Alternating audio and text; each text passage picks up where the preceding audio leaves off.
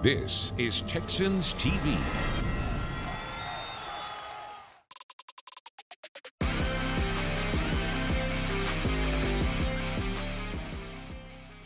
This is Texans Playbook. I'm Drew Doherty, and we're here inside NRG Stadium. And can you believe it? At long last, game week is here. Week one of the 2024 regular season, which we all think is going to be a pretty darn good one for our Houston Texans. Finally upon us. And it's fitting that I've got the GOAT over my right shoulder in Andre Johnson.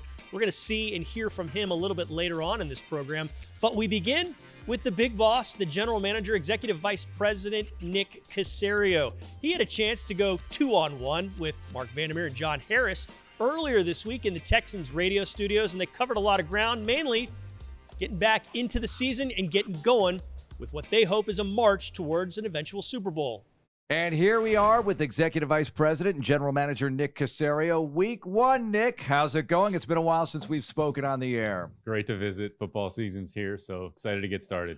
So with all this time off, did you go to the beach? Did you get a big meal out, good restaurant, or you just been grinding?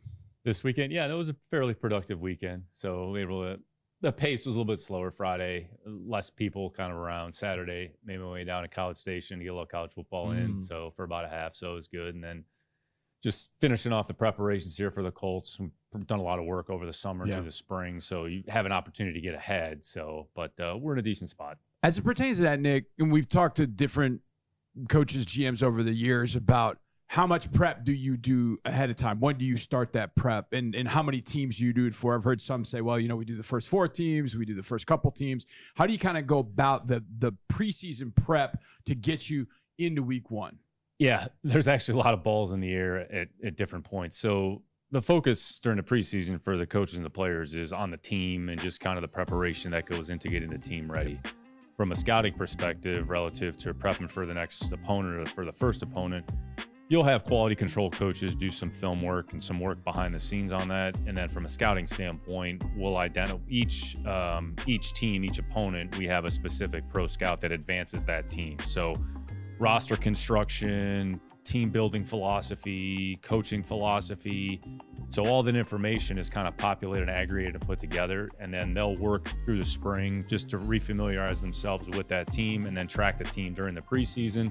And then the final kind of first advance report will be put together once the final rosters are consummated. So in addition to the 53, we also keep track of who's on their respective team's practice squad, understanding at the end of the week, you could have an elevation, which I would say in Indianapolis case is a good example. So with Matt's situation, Matt Gay's situation, they have a kicker on the practice squad. So that could be somebody that potentially could kick in the game. So being cognizant of who those players are is important. So we have somebody working on Indy, if somebody working on Chicago. Usually it's the first 2 opponents and then kind of flip the page. Once you get Indy behind you in terms of that preparation from an advanced scouting standpoint, you start to look ahead to Minnesota. So it's week by week, but you're always trying to stay ahead as much as you can.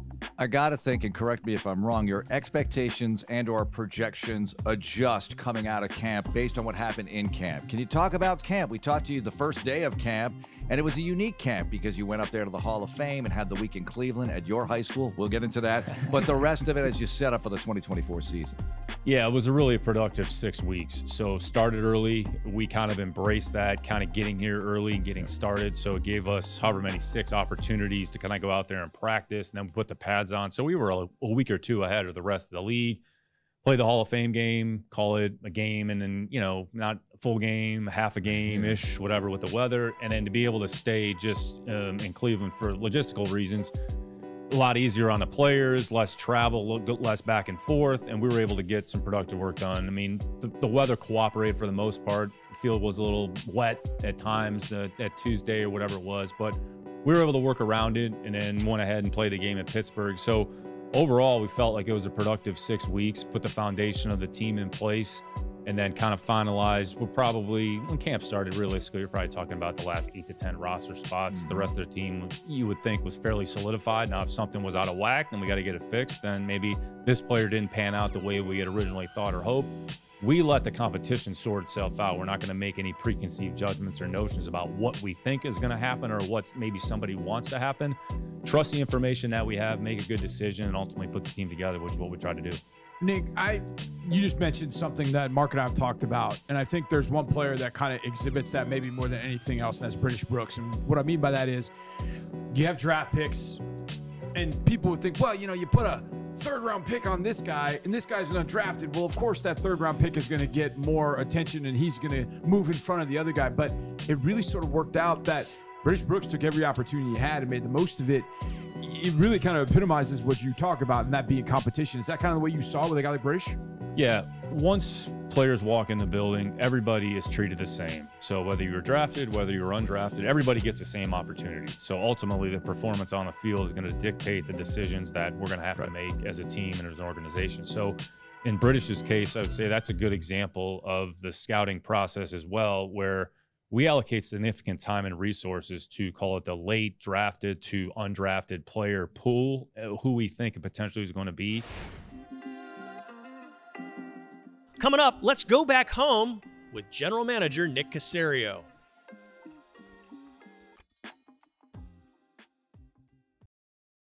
Texans Playbook is sponsored by Community Coffee, strong as our roots, by Reliant, the official energy provider of the Houston Texans, and by your Houston area Ford dealers. Ford is the best in Texas. We're back here on Texans Playbook. Drew Doherty inside NRG Stadium. We got a little bit more of that exclusive interview with Nick Caserio. He talked about a trip back home to Ohio and bringing the team along with him.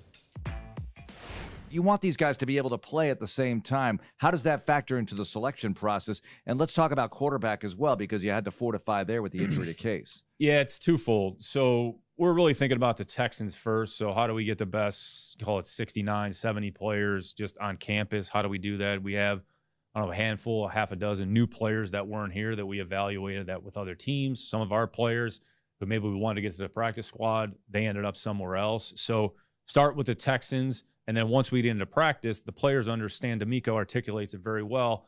Our job is to kind of get this cohort of players ready to play. Right. So part of your job on the practice squad is to do that, or whatever your role might be. So you're preparing to play. By the same token, we'll have scout team meetings where we'll give the Houston offense, the players that are going to be giving the look for the other side of the ball, here's what we need. Here's what this technique might be different from what we're teaching. So try to, hey, do it this way so that we can work against it, so that you're trying to help your teammate get better and get them ready to play. So it's kind of twofold. But again, it goes back to the Texans. Are we getting the right players with the right mindset in the building? And then hopefully they can go out there and perform the job that we ask them to do on a day-to-day basis. Nick, is there a level of, in some sense, curiosity? You put this team together, the pieces that, come together, and you're like, okay, I like how it looked in training camp, but now you go into a week-long, all right, now we're playing games. Now the starters are playing a full 60 minutes. Is there kind of a level of curiosity of how's this all going to look once we get it on the field? Because we have an idea of what it might be, but, man, I'm kind of curious of what it will be.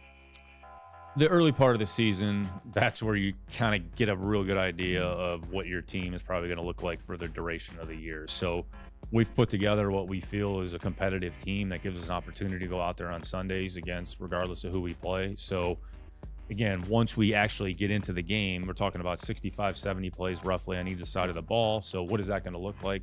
Nobody really knows because we haven't done that. Right. So, we're going to learn a little bit as we go, but I think if we just identify the right players with the right traits and characteristics and then put them in a position where they're going to have some success, understanding we're going to have to deal with some challenges relative to the opponent, then, like I said, we'll have a better idea probably by the end of September about maybe where we are, or maybe confirm or refute where we are on some players. Yeah.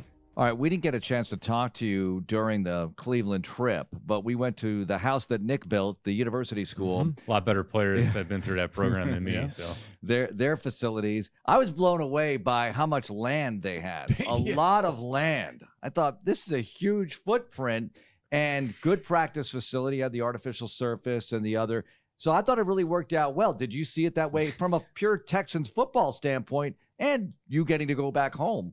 Yeah, me getting to go back home is low on the totem pole. On your priority list, but everybody was watching you with all your pals and everybody showing up. Yeah. But no, I mean, it's roughly 100 acres, so it's a massive amount of land, to your point, Mark. So it really worked out well, I think, for everybody. The big thing is more logistically making sure that it's functional, and between the weight room, between the practice fields, we had the turf availability.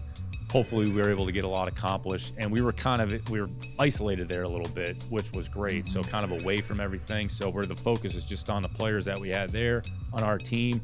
And when we're away from practice and when you're away from the building, you're just spending time amongst each other. So overall, it was a great experience, from the Hall of Fame experience where we're able to go and watch Andre's induction and to being together, at US for that week, and then culminating with the Pittsburgh trip. So overall, it was a fairly productive week, and we're definitely thankful to University School for accommodating us and providing us that opportunity. And hopefully they got a new field out of it, I guess, a new practice field. So hopefully it works to their advantage. Oh, good. I know you were like, well, okay, me going back home had nothing to do with it, but there had to be a part of you that was like, man, I'm getting to see family. You're bringing your team up there, so people are getting a chance to see that. That had to be something for you, though, for your family, friends, be able to see that. Yeah, not my team. I know you're in work mode. I get it, but still. The big thing, I was able to see my mom, dad, my brother. Yeah. So my immediate family is right there. I mean, honestly, about 15, 20 minutes from where we were. Cool. So that was, be able to do that. We just don't have the ability to do that as much as we would like to. So everybody's in Ohio. We have our family here. Like, we're Texans right now. We've been here. This is going on 4 seasons now. So our girls are kind of assimilated here. So to be able to be around them and just have the ability to spend a little time with them. Had dinner with my dad and my brother on Sunday. Was able to have, go to church with my mom, have breakfast. So, I mean, it's kind of cool to be able to do that. So where it's not about football, it's about, family and things that are a little bit more important. So, so it was, they were probably more excited than I was because it's work related, but in the end, we still love each other. But there was a WWE event. Did you skate out for it? Partake there were a lot in of people that went to it. I got asked about that a lot, so I didn't partake in that. So I stayed away from that. So I'm sure it was exciting. Well, Johnny and I hit Bob Evans every day for lunch. Every day. On your behalf. I know you probably used to go there for breakfast. Oh, okay. Yeah, I would go there for breakfast. And that's what we had, Absolutely. breakfast for lunch, because you have to. A quick story with a question. We're sitting there, and we are wearing Texans gear. Oh, yeah. And our waitress comes up, and she's like, and she's starting to try to learn all the NFL. She tells us she's trying to learn the NFL teams. And we're like, oh, okay. She seems sort of interested. And she's like, yeah, my son is Rasheen Ali. For the Ravens? Running back. Martian. Yeah. Shaker Heights. Yeah. Exactly. And I put it all together. I was like, oh, Rasheen we visited Ali. Rasheen. I think we had some interaction with him prior to the draft. So. Yeah, so his mom was asking us all. She wanted to call us Titans at first, and we're like, whoa. It's blasphemous to say that around here. So hopefully she avoided that. Nick, thanks a lot. Good luck this week. Thanks, fellas. Appreciate it. After the break, sharpen up. Iron sharpens iron is coming up.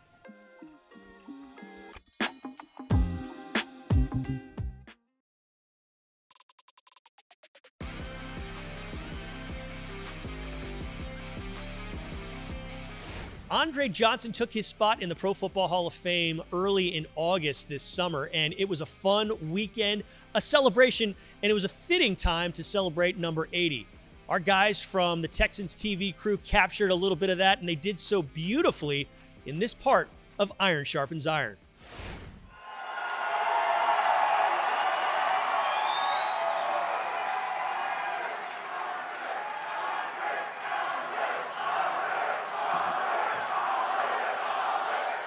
I'm happy as hell again to be your first Pro Football Hall of Famer. Thank you.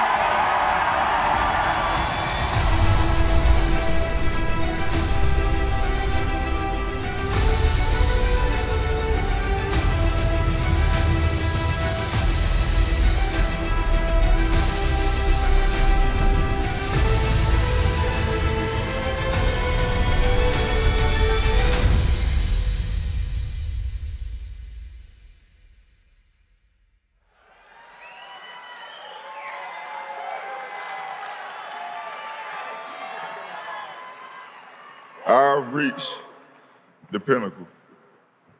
To be sitting up here with these guys I idolized, guys I wanted to be like, and now for them to be my teammates.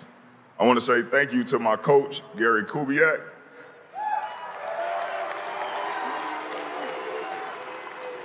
I'm super appreciative of you for your support, the effect you've had on my career. And I thank you for you and your wife being here today.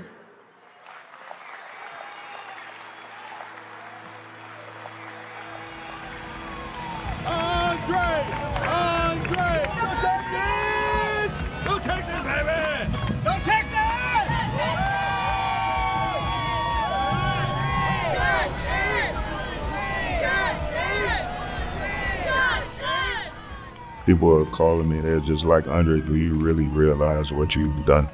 You know, so I didn't really realize the impact that I was able to have on people by just playing a football game. Making the Hall of Fame has really opened my eyes to that. Not only to have impact just on people, but to have impact on the whole city. To see the fans that were here yesterday for the autograph signing we did, it was crazy. So I was able to impact the city, so it means a lot.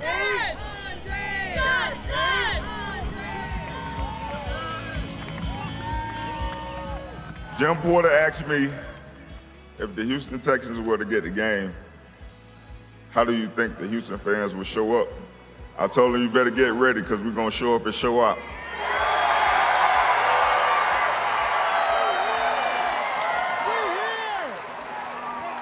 I'm so appreciative of you guys. You guys have shown me so much love from the day I came to Houston, even to now, just being around the city.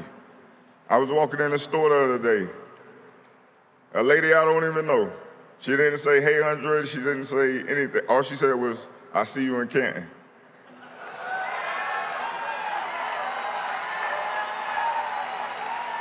I love you guys. I appreciate you guys so much.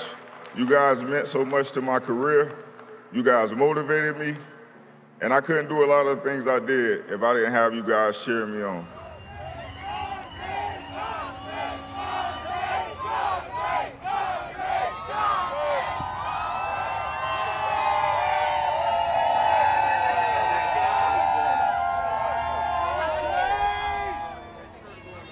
Andre is Hall of Famer, man. That dude's special. You know, he's a GOAT for a reason in his organization, man, around the league. You know, he's one of the best receivers. It's big time. You know, it's amazing to see. I just want to learn a lot from him one day.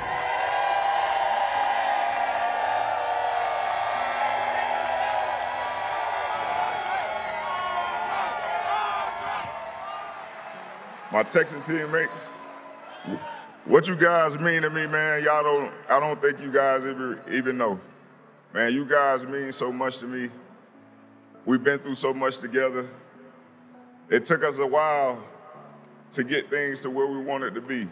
It was no overnight success. But day in and day out, we came to work and we worked our tails off. And I'm very thankful for you guys, man. You guys are my brothers. I love y'all.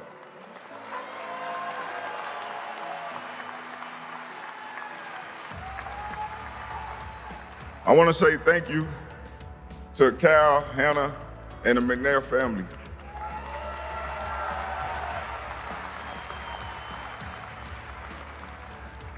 You guys took a chance on me, a kid from Miami.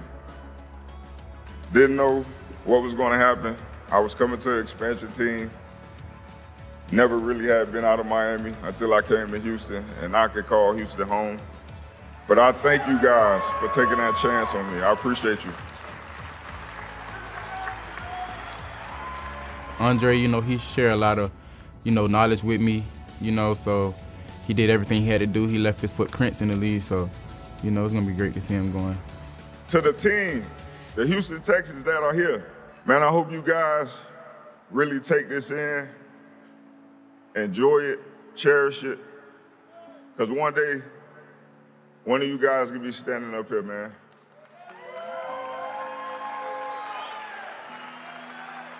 D'Amico, I love you, brother. I appreciate you. Team's greatest weapon. The record books use his name now to answer most questions, like most seasons leading the team in receptions, with 10, one of only 3 men to lead the league in receiving yards in back-to-back years. How about 500-plus reception seasons when he finished his career, which is more than any other person in the Hall of Fame. He gave everything he had to the game, which is why the jersey with the Texans on the front and Johnson on the back is the one they all wear with pride. I mean, they played together since they were basically rookies, so now they play forever inside the Hall of Fame, where the greatest in the game reside. The 3-4-6 and the 3-7-5 have the past and the future now permanently tied with golden thread. All because what some unknown reporter said got permanently stuck in Andre Johnson's head, and his mission became the statement to be the answer to the question. Andre Johnson, Canton forever, always Texan.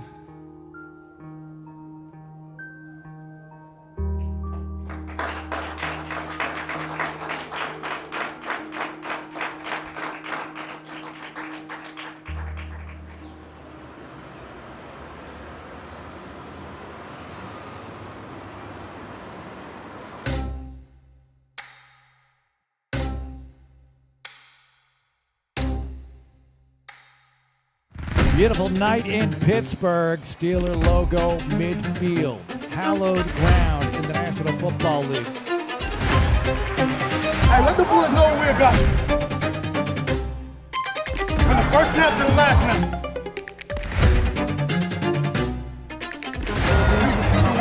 All day. Let's just call them and let them know what it's about. Hey, lock in for your brother today. You'll see man next to you. Let's get it, man. Bring it up. Tex on 3. 1, 2, 3. Tex.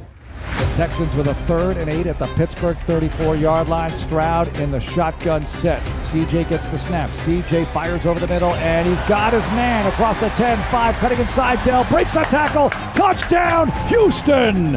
He's in midseason form already.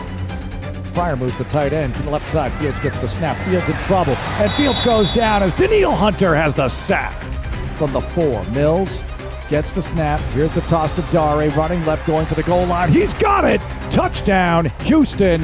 Allen out of the gun. Now he throws downfield, and it's intercepted. And still going to his left. 3 seconds left. The Texans knock off the Steelers 20-12 to win their first of the preseason and get ready for the Giants next week.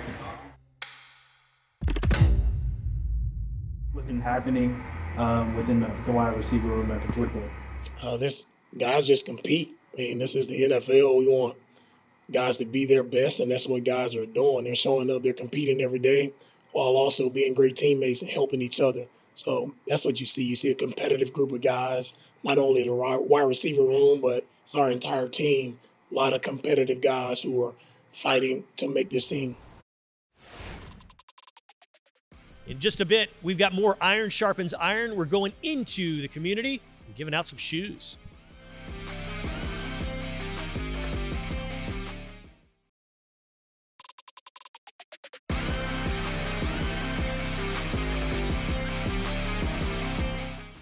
It's hard to believe that Season 6 for Titus Howard in the NFL is coming up. My name's Drew Doherty. This is Texans Playbook, and the Texans right tackle did some good stuff in the community earlier this summer. Went to CUNY Homes, and it's all part of this Iron Sharpens Iron episode.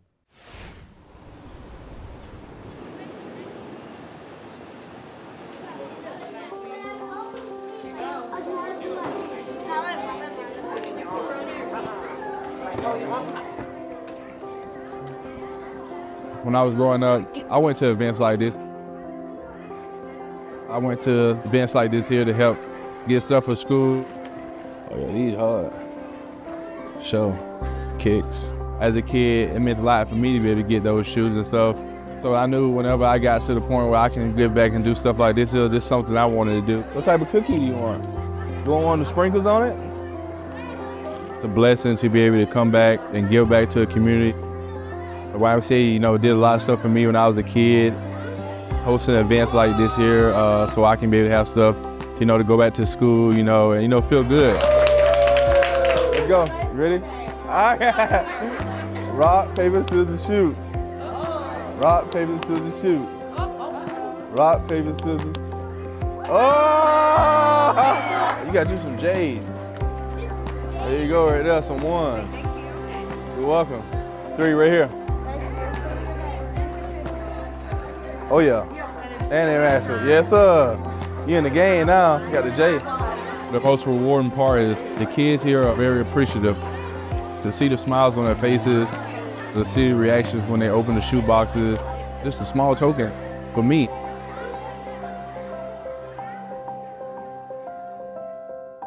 To be able to be in a position to give back and do stuff for these kids and these communities is something that I look forward to continuing. I'm just trying to do my part in helping this community become a better place for these kids or they're the future. So whatever I can do to help.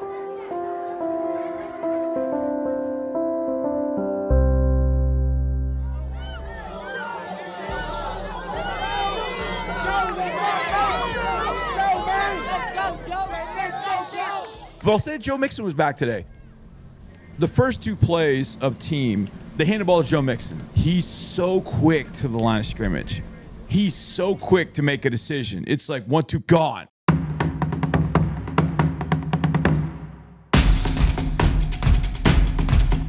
He doesn't mind getting in the mix of the defense and offensive line because he's so big and strong that he knows if he gets there quickly, the defensive line doesn't have time to kind of get off a block and make a tackle. And if they do, they've only got like one arm. He can run through that. That, I think, is going to end up being good for this offense because you end up getting to 2nd 8, 2nd and 7. Well, you can do something with that. And, oh, by the way, there's going to be a handful of those runs that look like nothing's there, and then he's going to pop through. Yeah, man. I think it's been a hell of a journey. For me, it's been great, man. I mean, I'm super excited. Got to know my teammates, man, all the coaches, and feeling the love from the fans. So for me, I'm definitely can't wait to get this thing rocking and rolling.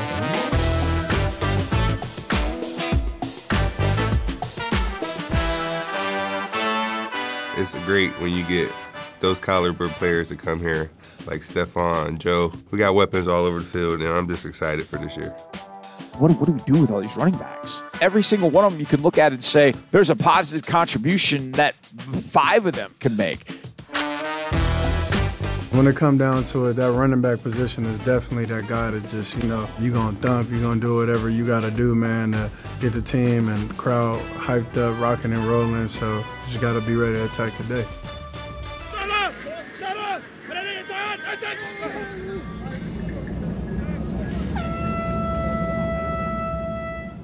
It's wild. You got drafted 2 years ago, but this is year 3 in the league for you. You're a leader. I mean, you're a veteran.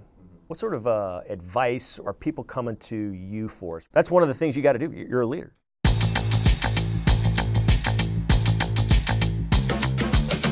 The biggest thing is consistency. A lot of our great players, older or younger, the things that they're doing, they're making great plays, but not just 1 week at a time. Like, they're doing it for a good amount of weeks, and they're stacking good days in practice. So I think the biggest thing that I'm trying to push out is just consistency and making sure that you're doing the right things day in and day out. When you do that, you're going to look up and you're going to be in year 3 or year 5, and you're going to be like, dang, I'm a solidified player in this league. So, that's the only thing that I'm trying to preach and also trying to do in this league for sure. Not many guys have the skill set that Jalen has. He's a true leader for us on our team, and I'm always excited to work with Jalen because he's ready for more. His willingness, to do whatever it takes for the team to be successful, that's how we want all of our guys. We want to be detailed in everything that we do, but when it's time to make the play, I think that you got to do it. You can't be timid, you can't be hesitant, and I think that's what Coach D'Amico preaches on a day-to-day basis. That's how he lives his life, and I think it's pouring into the team, and you can see it when we play on Sundays for sure. If you make sure that you're doing your job the correct way and you're making sure that you're making plays on the ball when it's your time, then that takes care of everything. The biggest thing is honing into your details and treating every play the same, because realistically, we want to have the same technique and the same aggressive mentality every play. After a quick break, you don't roll out onto the field in week 1. You got to play some preseason games. It's all part of the iron sharpening iron that you'll see in just a bit.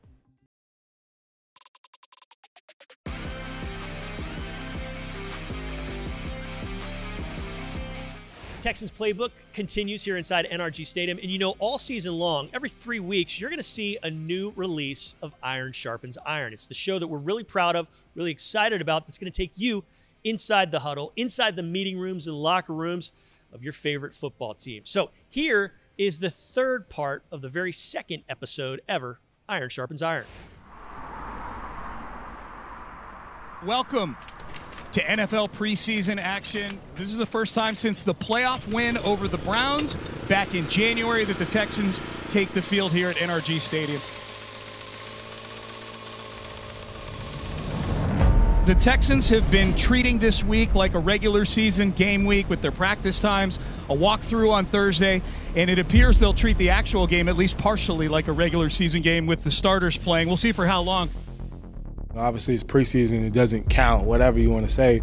But anytime you go out there and they got cameras watching, it counts to me. So, you know, I try to show up, and everybody on our team shows up and brings their best. So, the Texans take on the New York Giants to open the home portion of the preseason.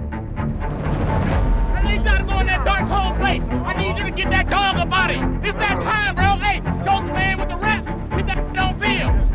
He thinks somebody else better than you. Get that shit on film. He's underestimating you. Get that mother on film.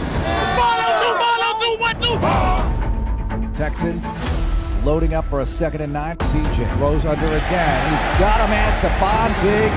CJ quick throw right side. Catch by Nico, 30, 25. Spins away from the tackle and dives down to the 18-yard line. Texans drive deep but don't score, and the Giants will take over inside their 10. Jones fakes the give on 2nd and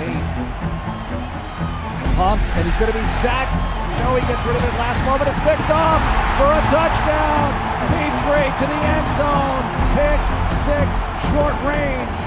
Handoff motor, and Petrie comes in for the TFL. Petrie is playing some game. Jones airs it out deep down the right side, and Stingley has a pick inside the 5-yard line.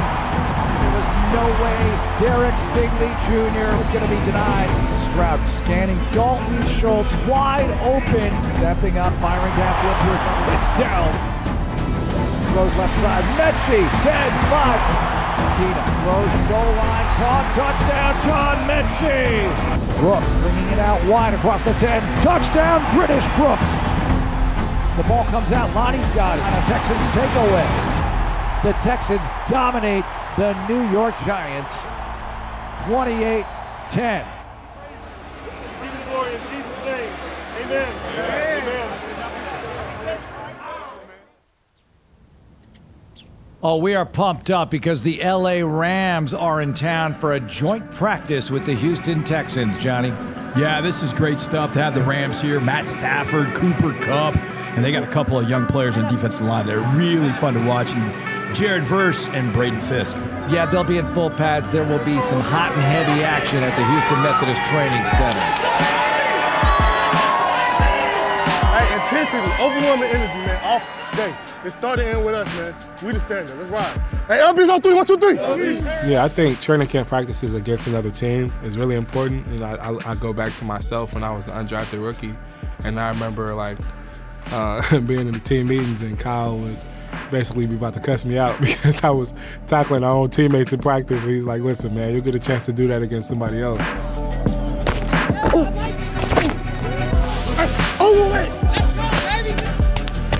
Let's go, man! Let's go, bring that up! Hey, man, them boys gotta feel us today, man. They gotta feel us today. Hey, let them boys know it's a little preview of what they about to get on Saturday, man. Show up. I don't give a rock out. Let that out, man. Let's go. Fly around, make plays, have fun with this. Hey, 10 on 3, 1, 2, 3. I think it gives you an idea of where you're at as a team and as an individual because, you know, you go against the same guy every day in practice, you know his skill, you know your skill, but then you go against somebody else. It's kind of like a mini game during the preseason. It then makes you realize that you need to focus on this or focus on that.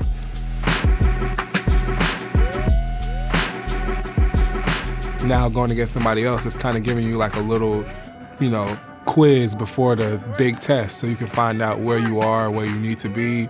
So I think it's just a good buffer to kind of warm you up to know where you are heading into the season. There we go.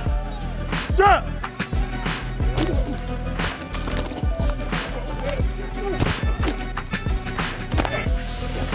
We good, baby.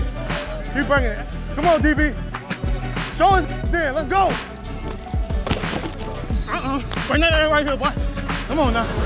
Love how you guys play now, man. Yes, sir. Appreciate you keep that thing going, yes, okay? Sir. Got to, sir. Love what y'all doing, how you do it, how you play. Yes, sir. Yeah, just keep that thing going, okay? Yes. You know, it's give you a little curve. They go work both ways now. Oh, yeah. Work both ways, yeah. He's in here on day one doing stuff that, you know, a year 8, year 9 guy would do just because he's seen it. He's been in it. He knows these coaching points. He was with D'Amico. So he's able to step in and just, like, hit the ground running. And he's able to get everybody else on the same page. And so I'm excited to see just, you know, those veterans that are able to come in and play immediately at a high level, how they impact, like, the young talent. Hey, more sense of urgency, man. We in that. Let's get this going. Here we go. Hey, finish this now. Finish today. Last one. Leave a stain in it. I'm excited to see, like, the level that D'Amico is going to get this defense to. Everything that, you know, D'Amico instills in us, you know, you talk about swarm, that whole mindset, it's just like, if everybody is doing that, I think it's going to be exciting. Just got to take it one day at a time and just, like I said, put the work in, but it's going to be a whole lot of fun to do it, and I'm excited for that. We got a lot of things to improve upon. Every single man in this huddle, a lot of things to improve on to get yourself better. If we want to go where I think everybody want to go. Sure. Right? We got to bring it every single day, and we got to be on top of our game every single day. Y'all with me? All right, but great work. That'll be the end of camp. Let's get one breakdown right here.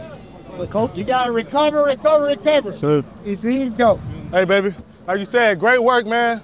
But don't take your foot off the gas, man. Make sure you take care of your body. And these next week and a half, whatever we got before we get to the game week, man, make sure you sharpen your tools up.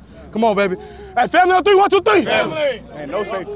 Another hard practice in the books, and that's the last one of training camp officially as the team looks forward to the final preseason game.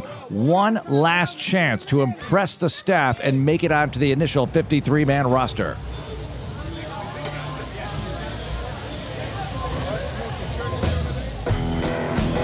This is serious.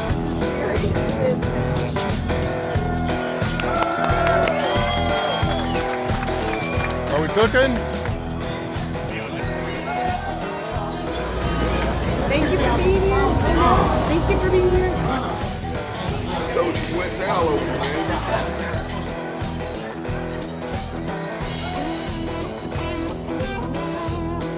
Oh, that is awesome. Thank you. Thank you, sir. There you go. That's sir. awesome. Looks great. Thank you, sir. I appreciate it. Thanks for coming out. Oh, absolutely.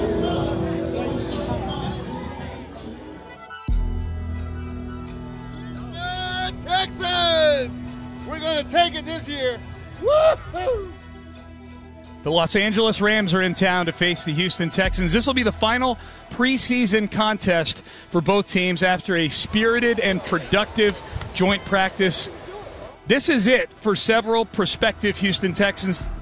Their final chance to make an impression on the coaching staff and the front office, maybe secure a spot on the 53-man roster, maybe a spot on the practice squad. At the very least, put some good film out there. And we are ready to rock in Houston. Preseason finale. Cuts up the middle, 30, 25, right sideline, 20. Knocked out of bounds inside the 15-yard line. What a run, Cam Akers. 4th and 1. Boyle digs in. Fakes the give. Throws left side. He's got his man, Hairston. He's in. Touchdown, Houston. Here's the snap. Boyle throwing downfield. Got his man. First down inside the 30.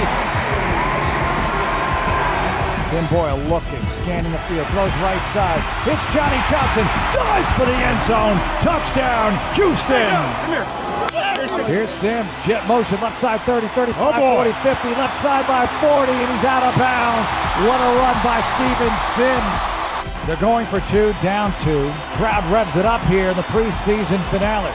Here's Wynn handing off to Evans, right side, he's not gonna get there. And the preseason is over. The Texans concluded by beating the Rams 17-15. We have a lot of discussions to make, so we guys ask a lot about the roster and all those things. Those questions will be answered as the week goes on. As we sit here right now today, no decisions has been made on anyone, so we'll see how the roster shakes out. Texans will wind it down to 53 men by Tuesday. The opener 2 weeks away. Bring on Indy. We got us a football team, y'all. The coaching staff, the general manager, the organization as a whole is extremely, extremely confident in this football team. You could see the depth of this organization. You could see the strength, the depth of the roster that they built against the Steelers, the Giants, and the Rams. The hitting and the vibe and the culture are all very evident for all 60 minutes out there. And it's crazy now to think where this organization is now and that it's flipped back quickly.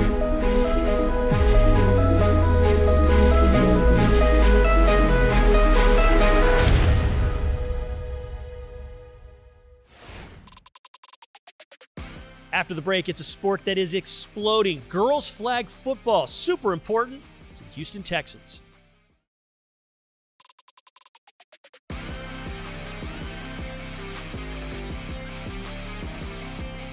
The sport of girls flag football is absolutely exploding, and it's definitely getting bigger and bigger here inside the H-Town area. The Houston Texans helped make that happen on Thursday night a week ago at their season premiere event. It was inside NRG Stadium, and all the proceeds from it raised $1.4 million. That money, it's going to fund 25 high schools in HISD for the next 3 seasons. Here's a little bit more on girls flag football and how important it is to us.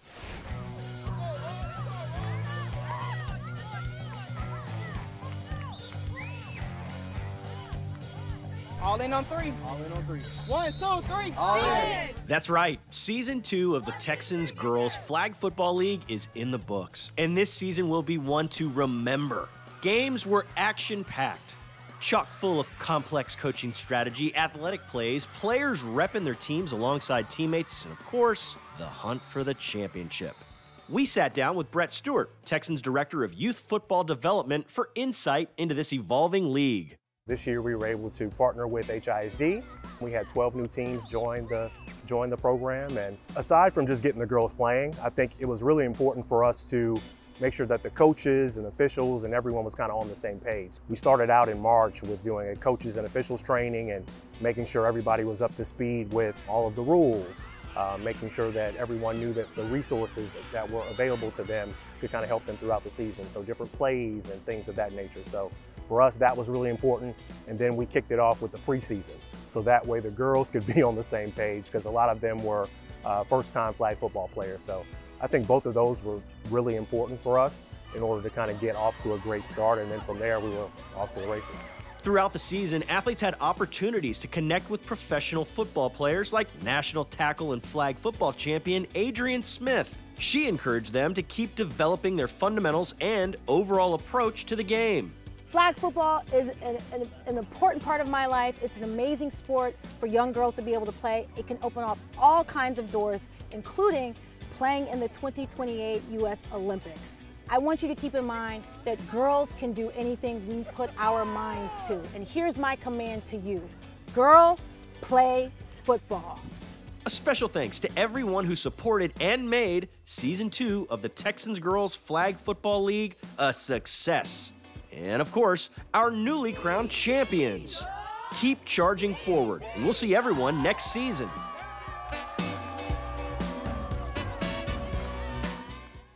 We sure do appreciate you watching Texans Playbook. If you want more like this, go to HoustonTexans.com, the Houston Texans mobile app, Houston Texans YouTube page, and check all that out. For Gardy Swingby putting this all together, I'm Drew Doherty, and we'll see you next week on Texans Playbook.